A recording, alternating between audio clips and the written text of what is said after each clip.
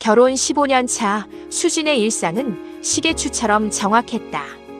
아침 6시 알람과 함께 시작되는 남편의 와이셔츠 다림질, 아이들의 등교 준비, 그리고 끝이 없는 집안일. 그녀는 자타가 공이 나는 현모양처였다.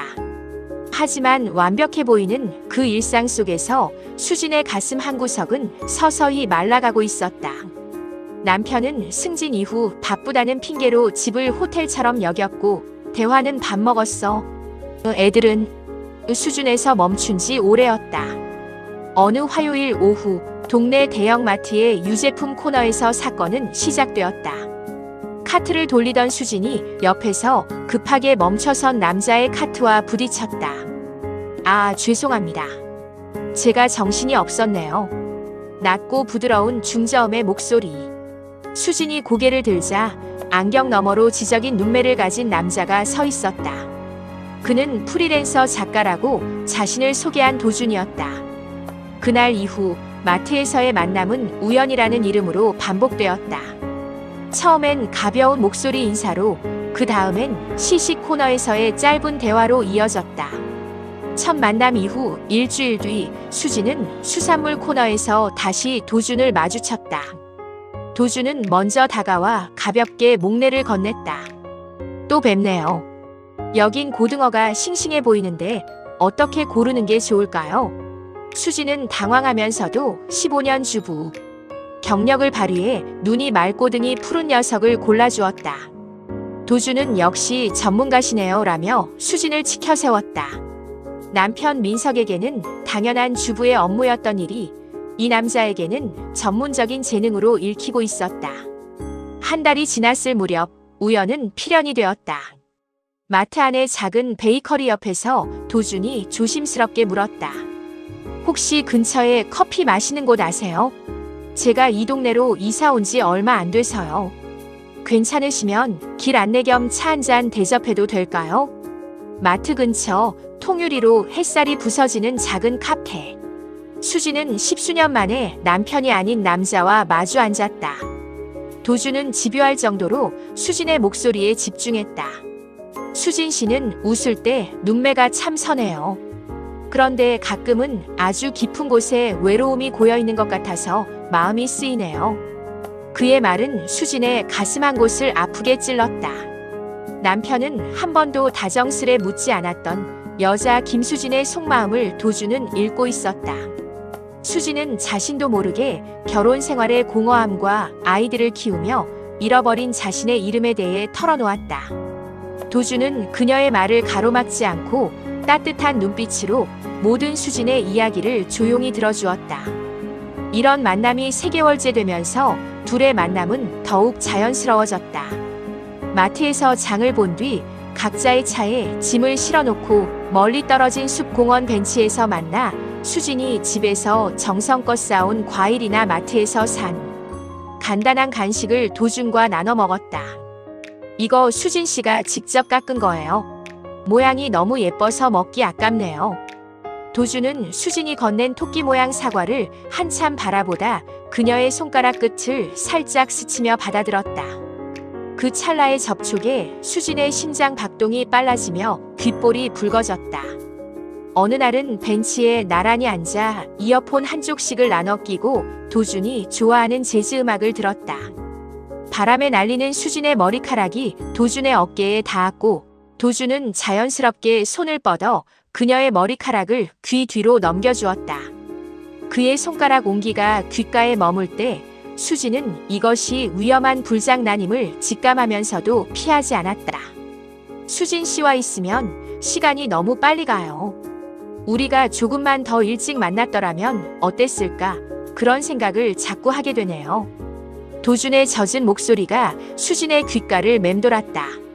수진은 아무 말도 하지 못했지만 이미 그녀의 마음속 성벽은 밑바닥부터 허물어지고 있었다. 집으로 돌아가는 길 운전대를 잡은 수진의 손은 미세하게 떨리고 있었다. 가득 실린 장바구니 속의 식재료들이 마치 남편과 아이들이 채운 족쇄처럼 무겁게 느껴지기 시작했다. 도준과 마트 밖에서 만남을 이어가면서도 수지는 억누를 수 없는 죄의식 속에 남편과의 관계를 개선하고 가정을 지키고 싶었다. 어느 토요일 저녁 모처럼 일찍 퇴근한 민석과 식탁에 마주 앉은 수진이 떨리는 목소리로 운을 뗐다. 여보, 요즘 나 가슴이 너무 답답해. 내가 없어지는 것 같고 애들도 다 크고 나니까 내가 왜 살고 있는지 잘 모르겠어. 우리 예전처럼 둘이서 여행이라도 가면 안 될까? 수진의 눈가에는 눈물이 맺혀 있었다. 하지만 민석은 스마트폰에서 눈을 떼지도 않은 채 숟가락을 놀릴 뿐이었다. 남들 다 그렇게 살아. 배부른 소리 좀 그만해. 내가 밖에서 누구 때문에 고생하는데. 당신은 집에서 애들 보고 살림만 하면 되잖아. 뭐가 그렇게 힘들어? 민석의 말은 칼날이 되어 수진의 가슴을 베었다. 옆에서 밥을 먹던 사춘기 딸과 아들도 엄마의 슬픔에는 관심이 없었다. 엄마, 여행 갈 돈 있으면 나 아이패드나 바꿔줘. 아빠 바쁘다는데 왜 그래? 맞아, 엄마. 나도 내일 학원 가야 해. 귀찮게 하지 마. 식탁 위에는 정적이 흘렀다. 수지는 자신이 이 집에서 밥이나 차려주고 집안 살림이나 하는 가정부와 다름없는 존재라는 사실을 뼈저리게 느꼈다. 그날 밤 수지는 어두운 침실에서 등을 돌리고 잠든 민석의 뒷모습을 보며 소리 없이 울었다. 그녀의 마음속에 남아있던 가느다란 가정과 가족을 지켜려는 줄이 툭 하고 끊어지는 순간이었다. 남편의 무관심이 정점에 달했던 어느 비오는 목요일 저녁. 남편 민석은 오늘도 회식이야.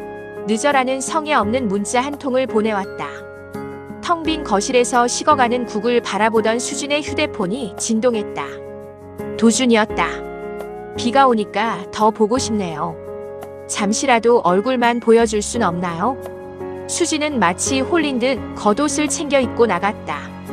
아파트 단지 뒤편 어두운 골목에 주차된 도준의 차 안. 빗방울이 유리창을 사정없이 때리는 밀폐된 공간에서 수지는 억눌렀던 서름이 터져 울음을 터뜨렸다. 도준은 말없이 그녀를 끌어안았다.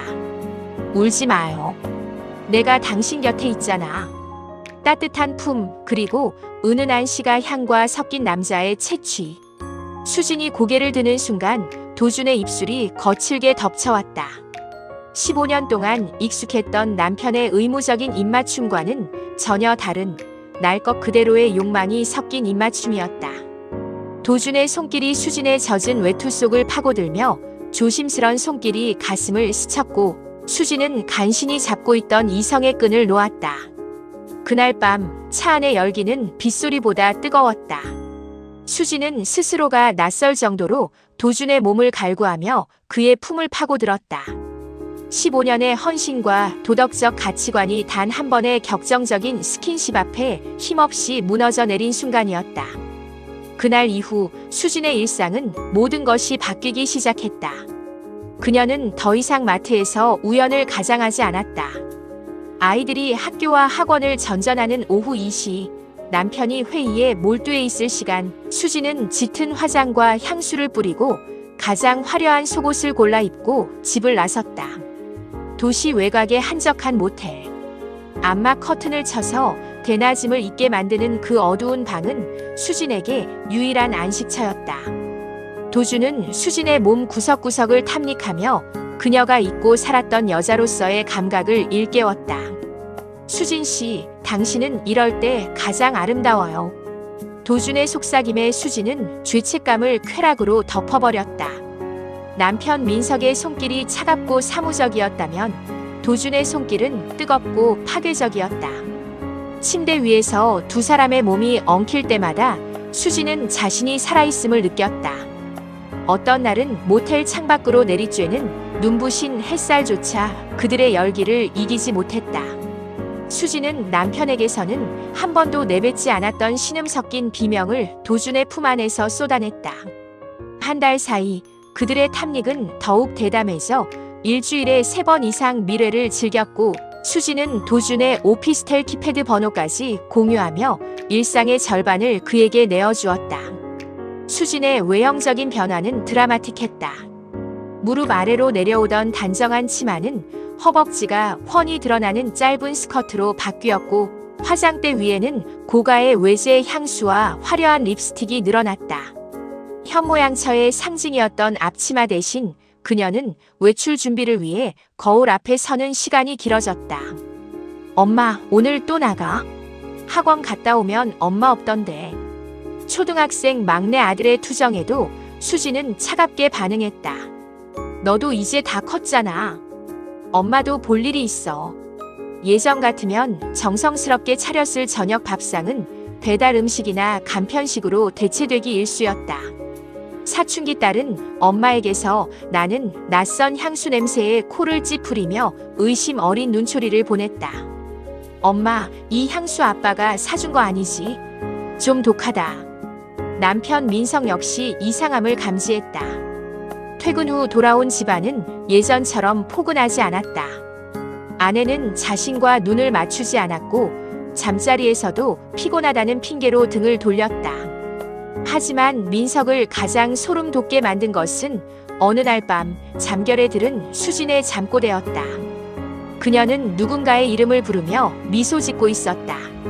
민석은 그 이름이 자신의 이름이 아님을 확실히 알 수 있었다. 민석은 아내의 휴대폰을 몰래 보려 했지만 지문 인식과 비밀번호로 굳게 잠겨 있었다. 아내는 샤워를 할 때도 휴대폰을 욕실 안으로 들고 들어갔다. 의심은 확신으로 변했다. 민석은 분노로 몸을 떨었지만 섣불리 화를 내지 않았다. 그는 냉정한 비즈니스맨이었다. 가장 가혹한 복수는 상대가 가장 높이 올라갔을 때 떨어뜨리는 것임을 잘 알고 있었다.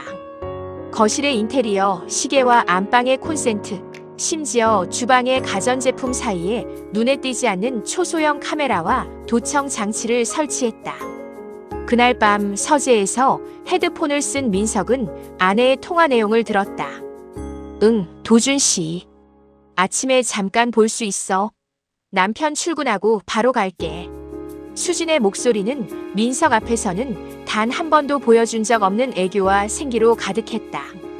민석은 주먹을 꽉 쥐어 손톱이 손바닥을 파고들었지만 신음 한 번 내지 않았다. 민석은 퇴근길에 아내의 뒤를 밟기 시작했다. 그리고 마침내 낯선 남자의 차에 올라타 다정하게 입을 맞추는 수진의 뒷모습을 목격했다. 심장이 터질 것 같았지만 그는 핸들을 꽉 쥐고 참아냈다. 그는 곧바로 사설 탐정을 고용해 두 사람의 미래 현장 체증을 지시했다. 한 톨의 자비도 베풀지 않겠다. 민석은 거실에 앉아 평소와 다름없이 저녁장을 보고 왔다며 거짓말을 하는 수진을 바라보았다. 그녀의 목덜미에 남은 작은 붉은 자국이 민석의 눈에 들어왔다. 민석은 서늘한 미소를 지으며 속으로 다짐했다. 이 여자가 지켜온 15년의 모든 명예와 재산, 그리고 아이들까지 단 한 조각도 남기지 않고 뺏어버리겠다고. 그는 조용히 변호사에게 연락해 재산 분할에서 유리한 고지를 점하기 위한 증거 확보를 지시했고 아내 명의로 된 재산들을 압류하거나 처분할 수 없도록 법적 장치를 마련했다. 민석은 탐정과 함께 수진의 뒤를 쫓아 그들이 자주 드나들던 외곽의 모텔 앞에 섰다. 민석은 바로 들어가지 않았다. 그는 창문을 통해 혹은 차 안에서 그들이 다정하게 내리는 모습을 지켜보았다. 도주는 수진의 허리를 감싸 안고 귀에 무언가 속삭였고 수진은 세상을 다 가진 듯 행복한 표정으로 그의 어깨에 머리를 기대었다. 15년 동안 자신의 아내였던 여자가 낯선 남자 앞에서 부끄러움도 잊은 채 웃고 있는 모습은 민석의 영혼을 갈기갈기 찢어놓았다. 민석은 카메라 렌즈를 통해 그들이 방으로 들어가는 것을 확인했다. 몇 분 뒤 도청 장치를 통해 들려오는 소리는 더욱 가관이었다. 민석이는 모를 거야. 걔는 워낙 눈치가 없거든. 수진의 비웃음 섞인 목소리는 민석의 가슴에 마지막 비수를 꽂았다. 민석은 결심했다. 이제는 연극을 끝낼 시간이었다. 민석과 탐정은 준비해온 마스터키로 문을 박차고 들어갔을 때 방 안은 역겨운 욕망의 잔해로 가득했다. 알몸으로 뒤엉켜 있던 수진과 도주는 경악하며 이불을 끌어당겼다. 민석은 무표정한 얼굴로 카메라를 들어 그들의 수치스러운 모습을 하나하나 담았다. 당신이 어떻게 여기에? 수진은 사시나무 떨듯 떨며 입을 뗐다. 그녀의 눈에는 공포와 수치심이 가득했다. 이게 내가 말한 볼일이었나? 김수진. 민석의 목소리는 낮았지만 방 안의 공기를 얼려버릴 만큼 서늘했다. 수진은 바닥으로 기어나와 민석의 구두를 붙잡았다. 아니야 여보. 이건 내가 잠깐 미쳤었나 봐. 이 남자가 나를 유혹했어. 내가 힘들 때 옆에서 자꾸 난 당신 사랑해 진짜야. 사랑. 내 이름을 비웃으며 저놈 품에 안겨있던 게 사랑이라고. 민석이 도청 녹음 파일을 재생하자 수진의 얼굴은 순식간에 흑빛으로 변했다. 그건 그냥 분위기에 취해서. 제발 애들을 생각해서라도 한 번만 봐줘. 내가 다 잘못했어. 다시는 안 그럴게. 응. 그녀는 도준을 손가락질하며 비겁하게 책임을 전가했다. 옆에서 황급히 옷을 주워 입던 도준은 황당한 표정으로 수진을 바라보다 민석 앞에 무릎을 꿇고 죄송합니다. 한 번의 실수였습니다. 용서해 주세요. 어떻게든 대가를 치르겠습니다. 며 머리를 숙였다. 그 비참한 광경에 민석은 헛웃음을 터뜨렸다. 너희 둘 인생 끝난 줄 알아. 이제부터 내가 보여줄 건 지옥이야. 민석의 보복은 한치의 오차도 없었다. 민석은 미리 확보한 증거를 바탕으로 수진을 유책 배우자로 확정지었다. 아파트는 민석의 특유 재산임을 증명해 수진을 몸만 나가게 했으며 수진 명의의 비자금 통장까지 모두 압류했다. 수진은 15년간 누려온 안락한 생활을 뒤로하고 월세방조차 구하기 힘든 처지로 내몰렸다. 민석은 아이들에게 엄마의 추악한 영상과 도청 파일을 보여주지 않았다. 대신 엄마가 다른 아저씨와 행복해하며 가족을 버리려 했다는 사실을 담담히 전했다. 엄마를 세상의 중심이라 믿었던 아이들의 배신감은 증오로 변했다. 수진이 아이들 학교 앞으로 찾아갔을 때 딸은 우리 엄마는 죽었어. 저리 가. 라고 소리치며 외면했다. 수진의 친정 식구들은 민석이 보낸 사진과 증거물 앞에 고개를 들지 못했고 결국 수진과의 절연을 선언했다. 상간남 소송 소장이 집으로 배달된 날 도준은 무릎을 꿇는 대신 뻔뻔한 궤변을 늘어놓았다. 아내 혜란의 눈에 비친 도준은 공포에 질려 있으면서도 끝까지 자신을 정당화하려 애쓰는 비겁한 남자에 불과했다. 혜란아, 오해야. 정말이야. 그 여자 그냥 만난 거야. 아무런 감정 없어. 술 기운에 딱 한 번 실수한 것뿐인데 그 여자가 미친 듯이 매달린 거라고. 그는 모든 잘못을 상대 여자에게 전가하며 자신의 외도를 마치 아무렇지 않은 양 포장했다. 너랑 우리 가정을 지키려고 얼마나 노력했는데 이 소송 때문에 내 커리어가 무너지면 어떡해? 라며 오히려 아내에게 구걸 섞인 협박을 쏟아냈다. 도준의 눈동자는 진실한 사죄가 아닌 오직 자신의 안위만을 걱정하며 비굴하게 흔들리고 있었다. 평소 차분했던 혜란의 반응은 도준의 예상보다 훨씬 차갑고 단호했다. 그녀는 도준의 변명을 단 한마디도 대꾸하지 않고 끝까지 경청한 뒤 미리 준비한 서류 봉투를 테이블 위에 던졌다. 실수? 일주일에 3번씩 몇 달을 만난 것도 실수야. 너희 둘의 개같은 짓거리 여기 다 들어있네. 소문은 빛보다 빨랐다. 실력 있는 작가로 통하던 도준의 이름 뒤에는 순식간에 질 낮은 상간남이라는 꼬리표가 붙었다. 거액의 위자료와 소송 비용, 그리고 끊겨버린 수입은 그를 벼랑 끝으로 몰았다. 화려한 강남의 오피스텔에서 쫓겨난 그는 물기 어린 반지하 방으로 스며들었다. 거울 속의 남자는 한때 업계를 호령하던 엘리트가 아니었다. 초점 없는 눈동자와 덥수룩한 수염, 누더기가 된 옷차림의 패배자만이 남아있을 뿐이었다. 결국 도준은 자신이 그토록 소중히 여겼던 사회적 지위와 가족, 재산을 모두 잃고 누구도 기억하고 싶어 하지 않는 추악한 이름으로 남게 되었다. 수진의 몰락은 더 참혹했다. 사방이 막힌 감옥 같은 고시원 방에 웅크리고 앉아 있었다. 한때 그녀의 몸을 감싸던 명품 향수의 잔향은 흔적조차 없었다.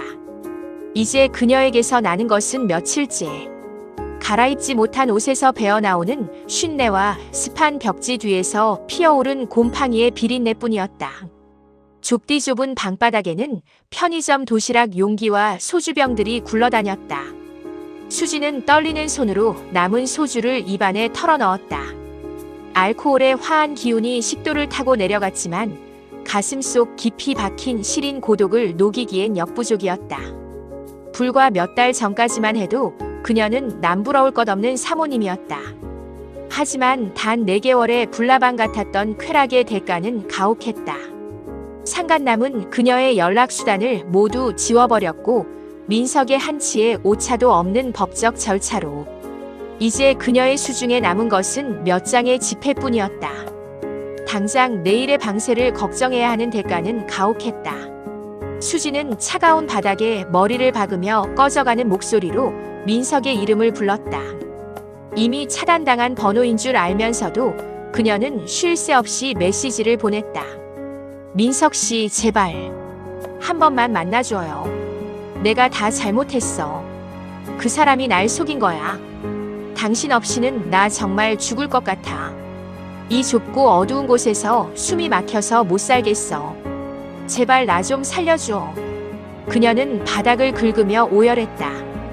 한때 자신의 무릎을 베고 잠들던 남편의 따뜻한 온기가 그리워 미칠 것 같았다. 하지만 돌아오는 것은 정적과 옆방에서 벽을 두드리며 조용히 하라는 거친 욕설뿐이었다. 무엇보다 그녀를 죽음보다 더한 고통으로 밀어넣는 것은 아이들에 대한 기억이었다. 핸드폰 갤러리 깊숙이 숨겨둔 아이들의 사진을 넘겨보며 수지는 가슴을 쥐어뜯었다. 엄마가 미안해. 엄마가 죽을 죄를 지었어. 아이들의 해맑은 웃음소리가 환청처럼 귓가를 맴돌았다. 등굣길에 챙겨주던 비타민, 자기 전 읽어주던 동화책, 고사리 같은 손으로 건네던 카네이션. 그 모든 당연했던 행복을 제 손으로 쓰레기통에 처박았다는 사실이 칼날처럼 심장을 후벼 팠다. 이제 아이들은 그녀를 엄마라고 부르지 않을 것이다. 민석은 아이들에게 그녀의 존재를 지워버렸을 테니까. 수지는 아이들의 이름을 하나하나 부르며 짐승처럼 울부짖었다. 보고 싶어도 볼 수 없고 만지고 싶어도 닿을 수 없는 현실은 고문보다 잔인했다. 멀리서 이 모든 몰락을 전해들은 민석은 와인 잔을 기울이며 차갑게 미소 지었다.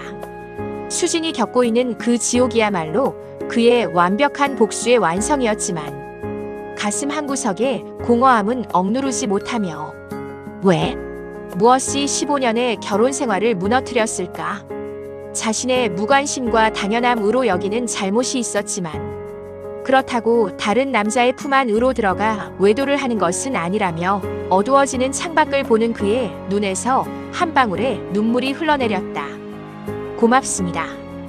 구독과 좋아요 한 번은 저에게 큰 힘이 됩니다.